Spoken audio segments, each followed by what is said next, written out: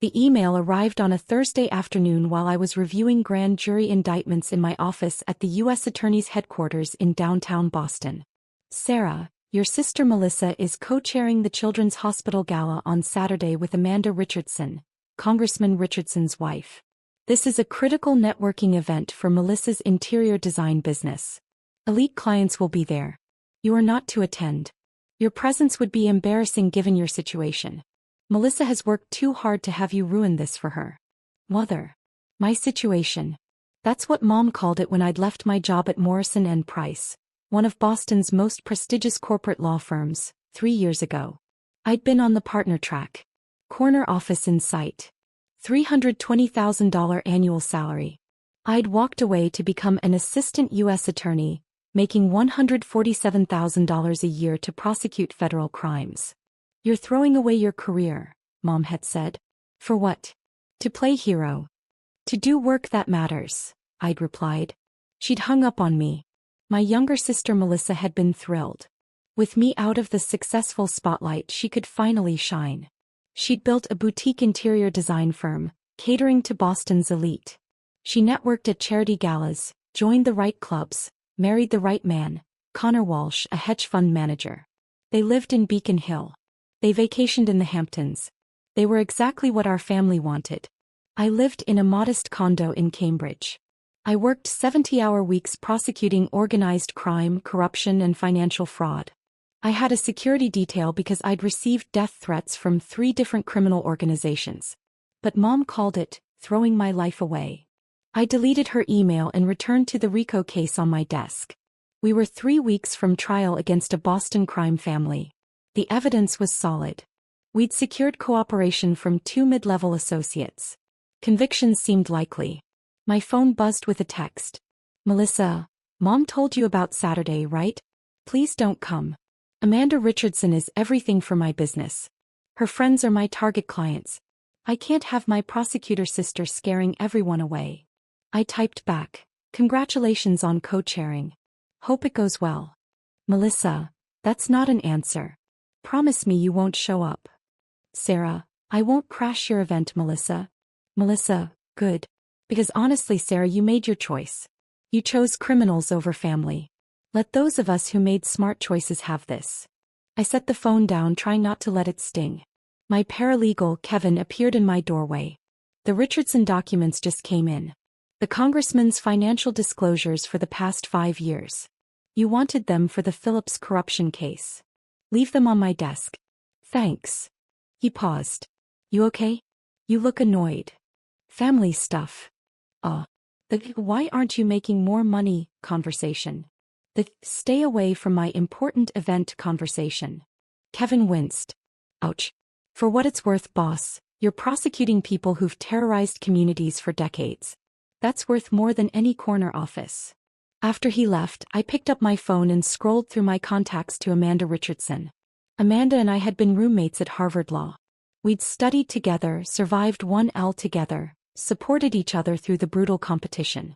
After graduation, she'd clerked for a federal judge, then married James Richardson, now a U.S. Congressman representing Massachusetts's 5th District. We'd stayed close. Coffee every few months. Text checking in. He knew about my work. I knew about her advocacy for children's health care, her foundation work, her role as a congressional spouse. But my family didn't know we were friends. They'd never asked about law school. Never asked about my life in those 3 years. They'd been too busy being disappointed I'd chosen Harvard over Yale, where Dad's college roommate was on the board. I pulled up Amanda's last text from 2 weeks ago. Amanda, lunch soon? I miss you. Also, random question. Are you related to Melissa Chin? She's co-chairing the hospital gala with me. I'd responded, yes. My younger sister. How's that going? Amanda, she's enthusiastic. Talks a lot about connections and networking opportunities. Very different energy from you. Sarah, we're very different. Amanda, I'll say. Listen, you should come to the gala. I'd love to catch up, and it's for a good cause. Sarah, I'll think about it. Now, staring at Mom's email and Melissa's text, I made a decision. I texted Amanda. Is the invitation still open for Saturday? Amanda, absolutely. I'll add you to the VIP list. Sarah, I'm so glad you're coming. Sarah, one question, does my family know we're friends? Amanda, your sister? No, I don't think so. She's never mentioned you except to say you work in law enforcement. Why? Sarah, long story. See you Saturday. Growing up, I'd been the golden child until I wasn't. Valedictorian. Harvard Law. Federal clerkship with Judge Patricia Morrison of the First Circuit Court of Appeals, one of the most respected judges in the country. Then I'd made my mistake. Instead of joining Morrison and Price, where Dad had arranged the interviews, I'd accepted a position with the U.S. Attorney's Office. You're turning down $320,000 to make $90,000? Mom had asked, horrified. For what? To prosecute the people who hurt communities. To use my education to protect people who can't protect themselves. That's naive, Sarah. You're naive. Melissa, 23 and fresh out of design school, had smiled. Finally, she wasn't in my shadow. Over the next 3 years, I'd built a reputation. I'd successfully prosecuted a state senator for corruption. I'd taken down a human trafficking ring. I'd secured convictions against organized crime figures who'd operated with impunity for decades. Last year, at 32, I'd been promoted to Senior Assistant U.S. Attorney. The U.S. Attorney himself had recommended me for a federal judgeship when the next vacancy opened. But my family only knew I'd left the good job. They didn't know about the commendations. The cases that made the New York Times. The fact that defense attorneys who'd once been my peers now called me one of the best prosecutors in New England. They'd never asked. Amanda Richardson knew. She texted me after every major case. Saw the news. You're incredible. When I'd received a death threat serious enough to warrant FBI protection, she called immediately. Are you safe? What do you need? That's what real friends did. Friday evening my phone rang. Sarah, I'm so excited you're coming tomorrow. But I need to warn you. Your sister has been telling people she's the successful chin sister, with the important career. I don't think she knows what you actually do. She knows I'm a prosecutor. She told someone you work in local law enforcement. Sarah, you're a federal prosecutor. You work for the U.S. Attorney's Office. Those are very different things. I haven't corrected her. Why not? Because I got tired of defending my choices. Let her think what she wants. Amanda was quiet. You know James and I are hosting, right? If your family treats you poorly tomorrow, I won't tolerate it. You're my friend. You're also one of the most accomplished lawyers I know. Amanda. I mean it. You clerked for Judge Morrison. You've prosecuted cases that changed policy. The Attorney General mentioned you in a speech last month as an example of excellence in public service. I'm not going to let your family diminish that. After we hung up, I sat in my quiet apartment, wondering if attending was a mistake. My boss, U.S. Attorney Richard Chin, no relation, had a different perspective when I'd mentioned the gala during our weekly briefing. You should go, he'd said. Amanda Richardson is an important advocate for issues we care about. Her husband sits on the House Judiciary Committee. These relationships matter. My family will be there. The family that doesn't speak to you because you chose public service? That's the one. He'd smiled grimly. Then they should see what you've become. Not to prove anything to them but to remind yourself. You're a damn fine prosecutor, Sarah. Don't let anyone make you forget that. Saturday arrived. The gala was at the Four Seasons, black tie, $1,000 per plate. I wore a navy gown I'd bought for legal conferences and arrived at 7:15 p.m. The ballroom glittered with Boston's elite. I recognized faces from the news. Philanthropists, business leaders, old money families. At the entrance, Melissa stood with Amanda, greeting guests. Melissa looked stunning in an emerald dress, her blonde hair perfectly styled. She was mid-conversation with an older couple, gesturing animatedly about timeless design principles. Amanda saw me first. Her face lit up. Sarah. She crossed the entrance hall and pulled me into a hug. You look beautiful. I'm so glad you're here. Melissa's head whipped around. Her smile froze. Sarah? What are you doing here? Amanda invited me, I said simply. Know each other? Amanda laughed. Know each other? Sarah was my roommate at Harvard Law. We've been friends for over a decade. Melissa's face went pale. Your roommate. Best friends, actually, Amanda continued warmly. Sarah, come meet everyone. You know Congressman Richardson, of course. James Richardson, tall and distinguished in his tuxedo, shook my hand. Miss Chin. Amanda talks about you constantly. It's wonderful to finally meet in person. The pleasure's mine, Congressman. Please call me James. Anyone who helped Amanda survive 1L has earned first-name basis. He turned to the couple Melissa had been speaking with. May I introduce Sarah Chin? She's a senior assistant U.S. attorney, one of the finest prosecutors in Massachusetts. Sarah, this is Robert and Eleanor Whitmore. Robert Whitmore's eyebrows rose. The Sarah Chin? Who prosecuted the Giordano case? Yes, sir. Remarkable work. That conviction sent shockwaves through organized crime in New England. I followed the trial closely. Eleanor added, and the Senator Morrison corruption case. My husband and I have been supporting anti-corruption initiatives for years. Your work has been invaluable. Melissa stood frozen, her mouth slightly open. Amanda linked her arm through mine. Come on, I want you to meet the hospital's board chair. She's been asking about you since she heard you were coming. As we walked away, I glanced back. Melissa looked like she'd been slapped. The next hour was surreal. Amanda introduced me to donor after donor, and each one knew my work. The hospital board chair had followed the human trafficking case. A philanthropist asked about federal-state cooperation in white-collar crime prosecution. A retired judge mentioned he'd read one of my appellate briefs and found it masterfully argued. You didn't tell me you were famous, Amanda teased during a quiet moment. I'm not famous. I'm just good at my job. Sarah, the Attorney General quoted you in a speech. That's famous in legal circles. Across the room I saw Melissa watching us. She stood with Mom and Dad, who'd arrived late. Mom's face was pinched with confusion. Dad looked uncomfortable. At 8:30, Amanda tapped her champagne glass for attention. The room quieted as she stepped onto the small stage at the front of the ballroom. Good evening, everyone. Thank you so much for supporting Children's Hospital tonight.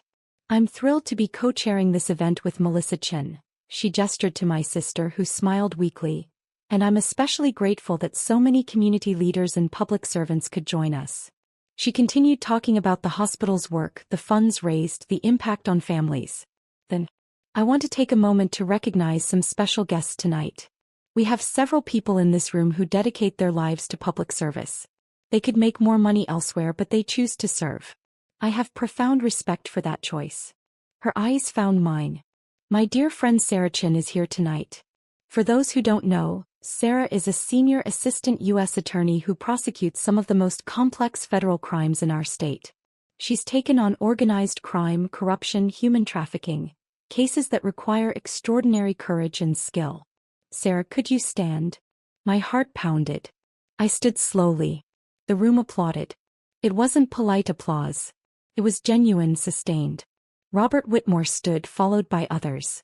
Within seconds, half the room was on its feet. I saw Mom's face go white. Dad stared at me like he'd never seen me before.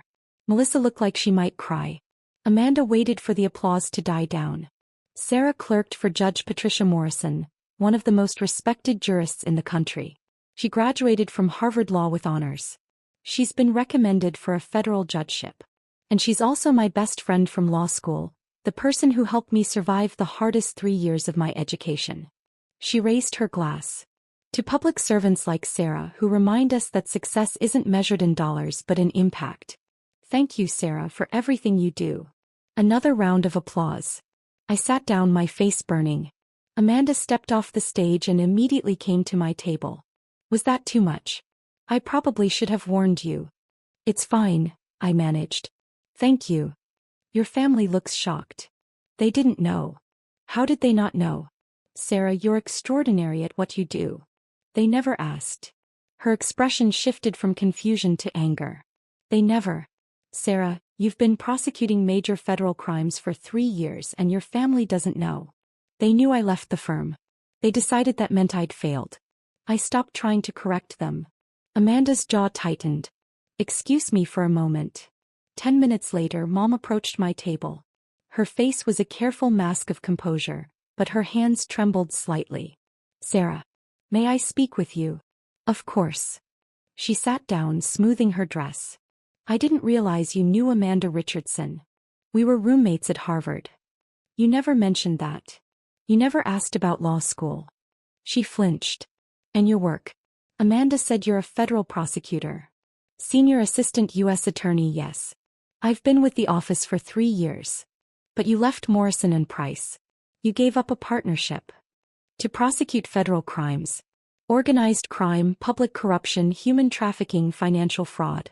I work for the U.S. Attorney's Office. Mom's mouth opened and closed. We thought. You said you were working in prosecution. We thought you meant local courts. District attorney, something like that. I'm a federal prosecutor. I work for the United States government. My cases are in federal court. The people standing and applauding. Many of them have followed my work. Or they support the issues I've prosecuted. Anti-corruption, anti-trafficking, that kind of thing. She looked genuinely lost. Why didn't you tell us? I did tell you. When I took the job, I explained exactly what it was. You told me I was throwing my life away. After that, I stopped trying to explain. But a federal judgeship? Amanda said you've been recommended. The U.S. Attorney recommended me when the next vacancy opens. It's not guaranteed, but yes, I'm on the list. Mom sat back in her chair. I don't understand. You gave up $320,000 to make what? I make $147,000 now. I got promoted last year. That's less than half. And I'm doing work that matters, Mom. I've put people in prison who hurt communities for decades. I've protected victims who had nowhere else to turn. I clerked for one of the most respected judges in the country. I'm building a reputation as someone who can handle the hardest cases. That's worth more to me than money.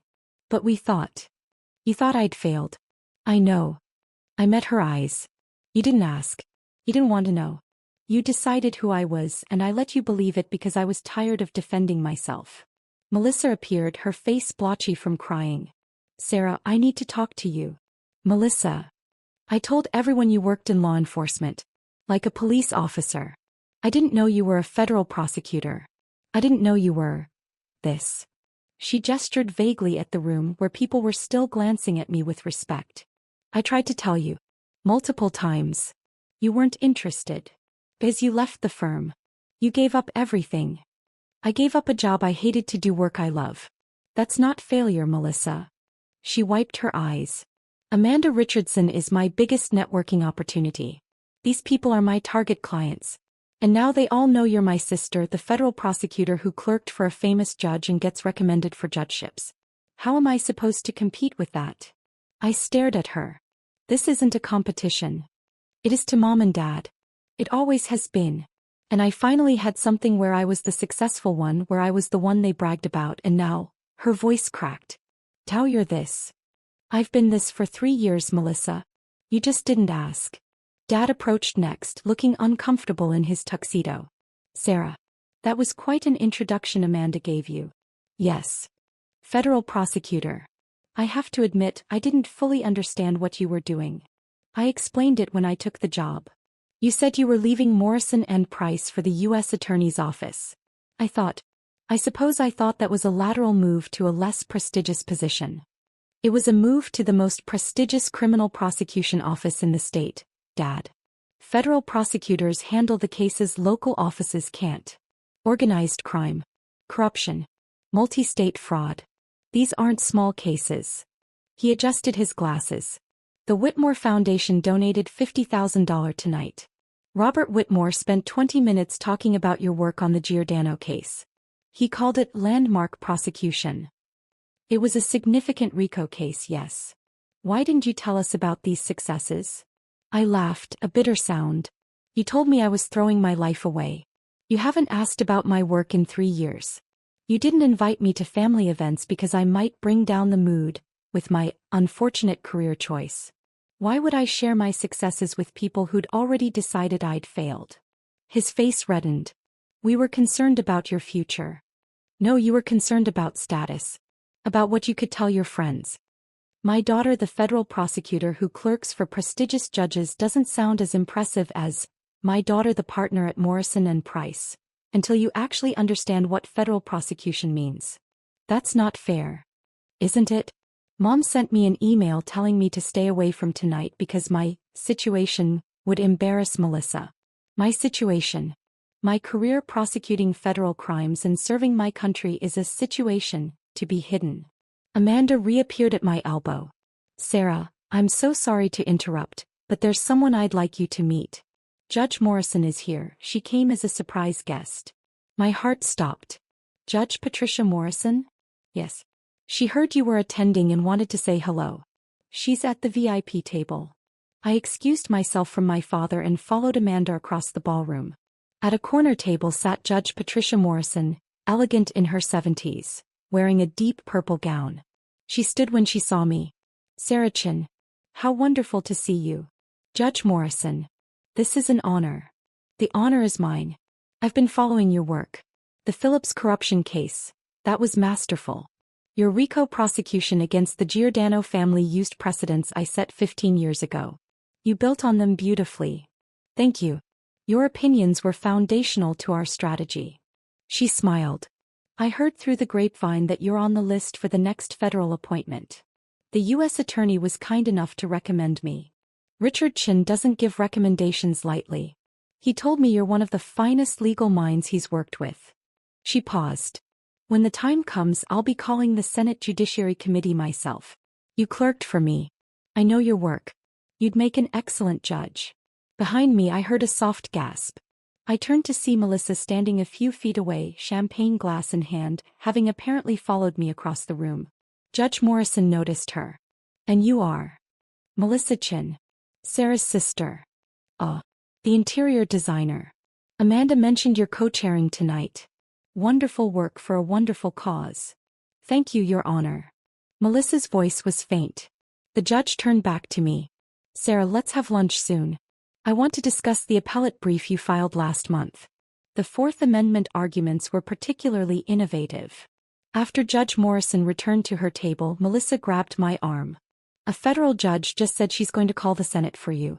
Sarah, do you understand what that means? It means she thinks I'd be a good judge. It means you're going to be a federal judge. Before you're 35. Do you have any idea how rare that is? It's not confirmed, Melissa. But it's going to happen. Everyone here knows it. Robert Whitmore told me you're one of the brightest legal minds in your generation.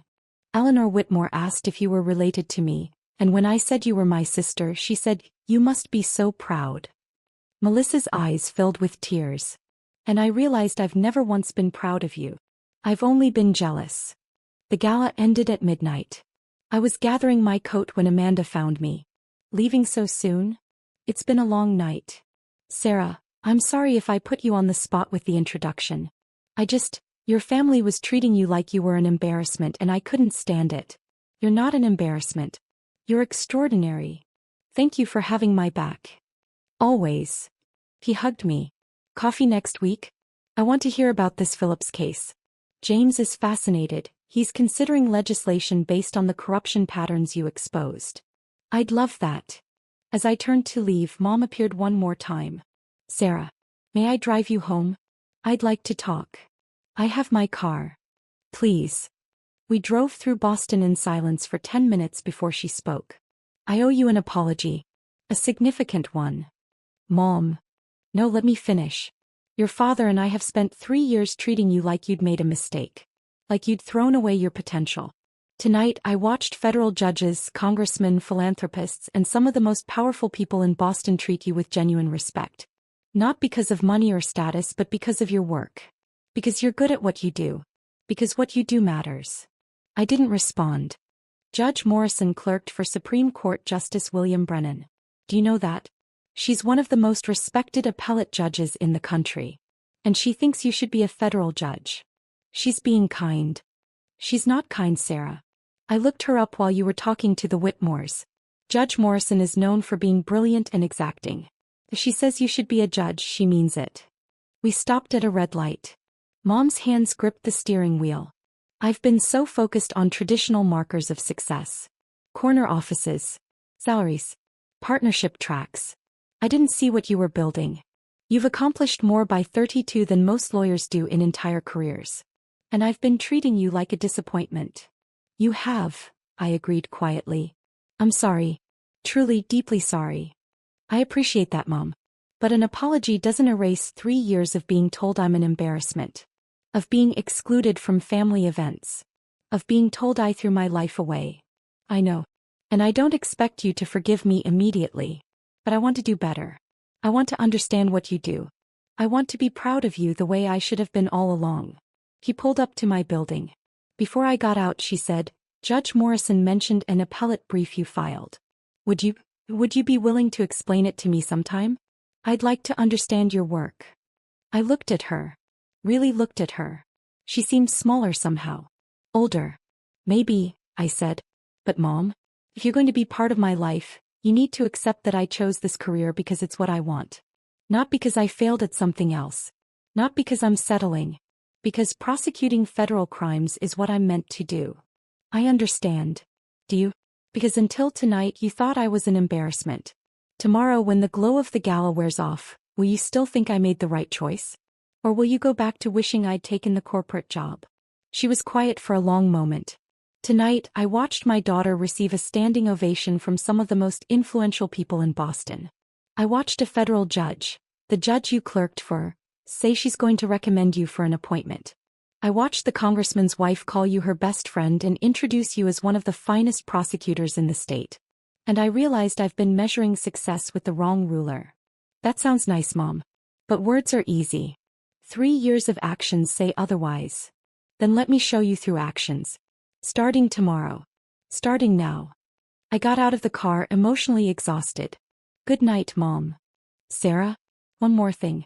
Melissa is devastated. Not because you outshone her, though you did, but because she realized she's never really known you. None of us have. We've been so busy judging your choices that we never asked who you actually are. No, I agreed. You didn't. Sunday morning I woke to 15 missed calls and 43 text messages. Melissa, I'm sorry. I'm so sorry. Can we talk? Dad, very proud of what you've accomplished. I should have said that years ago. Mom, coffee this week? I want to hear about your work. Really hear about it. Aunt Carol, your mother told me you're a federal prosecutor. Why didn't anyone tell me? Amanda, people are still talking about you. Robert Whitmore's foundation wants to discuss supporting federal prosecution initiatives. Call me. And one from Judge Morrison's clerk. Judge Morrison would like to schedule lunch. Please contact Chambers to arrange. I ignored most of them and went for a run along the Charles River. When I returned, Kevin had texted. Kevin, boss, you're trending on legal Twitter. Someone posted about Judge Morrison's comments last night. Hashtag federal prosecutor goals is blowing up. I groaned. The last thing I needed was social media attention. But when I checked, it wasn't what I expected. The tweets were from other prosecutors, law students, public defenders, people in the legal community celebrating public service. At Legal Eagle under he, Judge Morrison calling for Sarah Chen's appointment is huge. Chen's work on organized crime and corruption is textbook level. This is what excellent prosecution looks like. At Harvard Law 2L, just read about Sarah Chen. Federal prosecutor at 29, recommended for judgeship at 32. She's the reason I want to do public interest law. At public defender, Chen and I are on opposite sides, but I respect the hell out of her work. Fair, ethical, brilliant. She'd make an outstanding judge. My phone rang. U.S. Attorney Richard Chen. Sarah, I'm getting calls about last night. What happened? Amanda Richardson introduced me at a charity gala. I got more attention than expected. He laughed. Judge Morrison called me this morning. She's moving forward with her Senate recommendation. She said, and I quote, Sarah Chen is exactly the kind of prosecutor who should be on the bench. Smart, principled, and unafraid of hard cases. Sir, I don't know what to say. Say you'll accept if the appointment comes through. We need judges like you, Sarah.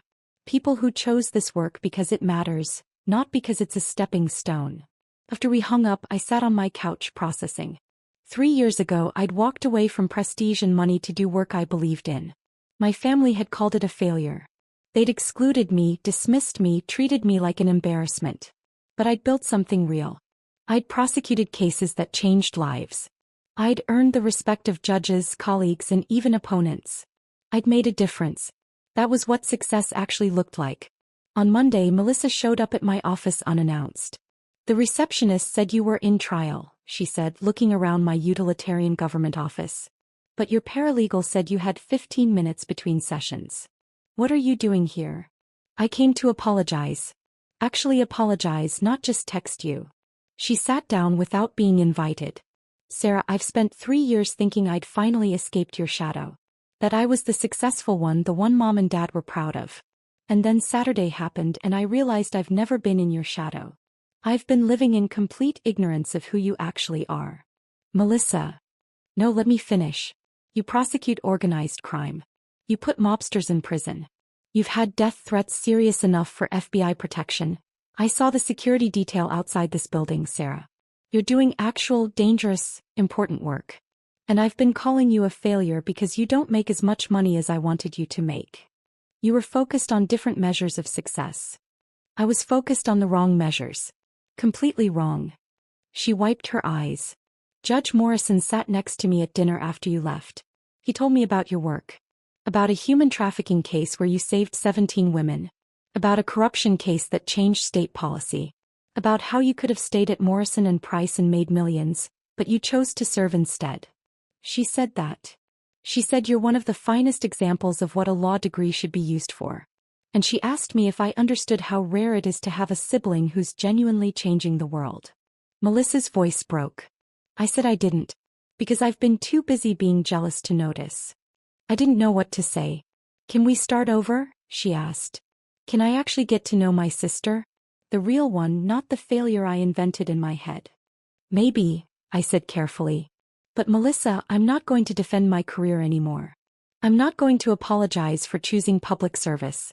If you're going to be part of my life, you need to accept that this is what I do. I do accept it. Finally, I actually do. Over the next 3 months, things shifted slowly. Mom started asking about my cases. She couldn't know details, confidentiality rules. But she asked about the work, the challenges, what it meant to prosecute federal crimes. She attended a public lecture I gave at Harvard Law about corruption prosecution. Dad sent me an article about federal judicial appointments with a note. Proud of you. Should have said this years ago. Melissa invited me to coffee weekly. She asked about law school, about my friendship with Amanda, about the career path I'd chosen. She stopped comparing us. Judge Morrison and I had lunch monthly. She mentored me on appellate strategy, judicial temperament, the realities of life on the bench. Amanda became an even closer friend. We worked together on criminal justice reform initiatives. Her husband introduced legislation based on patterns I'd identified in corruption cases. In March, a federal judgeship opened in the District of Massachusetts. The U.S. Attorney submitted my name. Judge Morrison called the Senate Judiciary Committee. Amanda's husband, now a ranking member of the committee, supported the nomination. In June, I was confirmed as a United States District Court judge at 33 years old. The investiture ceremony was on a Tuesday morning. The courthouse was packed. My team from the U.S. Attorney's Office filled 3 rows. Colleagues, defendants I'd prosecuted fairly, public defenders I'd opposed, all came to witness. Judge Morrison administered the oath. Do you solemnly swear to administer justice without respect to persons, and do equal right to the poor and to the rich, and that you will faithfully and impartially discharge and perform all the duties incumbent upon you as United States District Judge under the Constitution and laws of the United States, so help you God? I do. My family sat in the front row. Mom cried. Dad beamed. Melissa smiled through tears. After the ceremony, during the reception, Mom pulled me aside. 3 years ago, I told you that you'd thrown your life away. I remember. I was wrong. Catastrophically, painfully wrong. You didn't throw anything away. You built something extraordinary. And I'm sorry it took me so long to see it. Thank you, Mom. Your Honor, she corrected, smiling through tears. I have to call you that now.